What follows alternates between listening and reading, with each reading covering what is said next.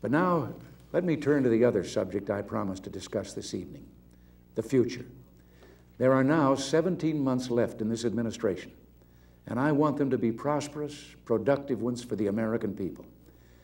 When you first elected me to this office, you elected me to pursue a new, different direction for America. When you elected me the second time, you reaffirmed your desire to continue that course. My hopes for this country are as fervent today as they were in 1981.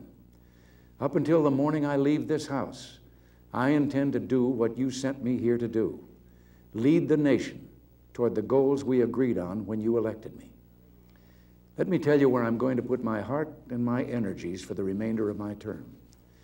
For my entire political life, I've spoken about the need for the Supreme Court to interpret the law, not make it. During my presidency, I've proudly appointed 2 new justices who understand that important principle: Justice Sandra Day O'Connor and Justice Antonin Scalia. I've now nominated a third, Judge Robert Bork. When I named him to the U.S. Court of Appeals, the American Bar Association gave Judge Bork, who is a brilliant scholar and jurist, its very highest rating.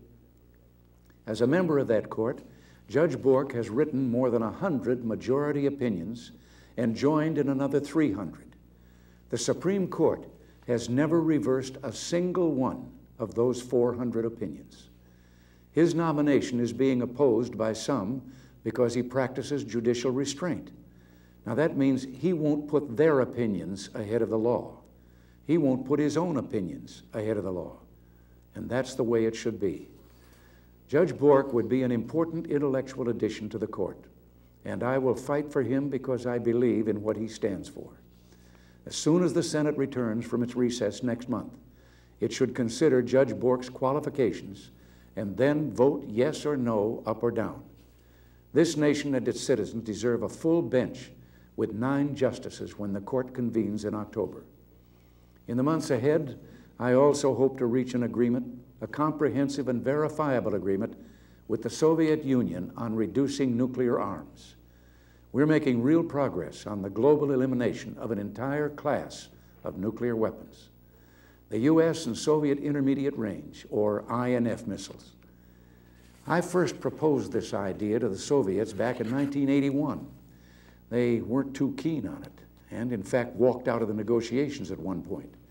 But we kept at it until recently the Soviet Union had insisted on the right to retain some of its INF missiles. But in mid-July, General Secretary Gorbachev announced that he was prepared to drop this demand. That was welcome news indeed. We've come this far because in 1980, you gave me a mandate to rebuild our military. I've done that, and today we're seeing the results.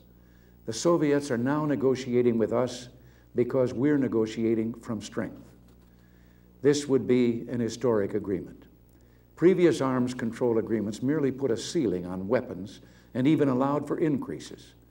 This agreement would reduce the number of nuclear weapons. I am optimistic that we'll soon witness a first in world history, the sight of 2 countries actually destroying nuclear weapons in their arsenals. And imagine where that might lead.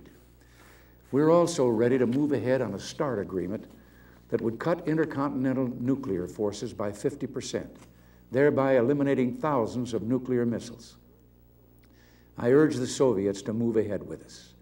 And I say to General Secretary Gorbachev, both our nations could begin a new relationship by signing comprehensive agreements to reduce nuclear and conventional weapons. What we seek in our relationship with the Soviet Union is peace and stability. That is also what we seek in the Persian Gulf and the Middle East more generally.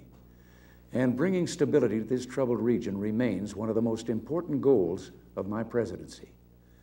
Over the next 17 months, I'll also be advocating an economic Bill of Rights for our citizens. I believe the American people have a right to expect the nation's budget to be handled responsibly. Yet chaos reigns in the budgetary process. For the past several months, there's been much debate about getting our fiscal house in order. But the result, once again, has been inaction. The congressional budget process is neither reliable nor credible. In short, it needs to be fixed. We must face reality. The only force strong enough to stop this nation's massive runaway budget is the Constitution. Only the Constitution, the document from which all government power flows, the document that provides our moral authority as a nation. Only the Constitution can compel responsibility. We desperately need the power of a constitutional amendment to help us balance the budget. Over 70% of the American people want such an amendment. They want the federal government to have what 44 state governments already have: discipline. To get things moving, I'm proposing tonight, if Congress agrees to schedule an up or down vote this year on our balanced budget amendment, then I will agree to negotiate on every spending item in the budget. If the Congress continues to oppose the wishes of the people by avoiding a vote on our balanced budget amendment, the call for a constitutional convention will grow louder. The prospect for a constitutional convention is only 2 states away from approval, and one way or another, the will of the people always prevails.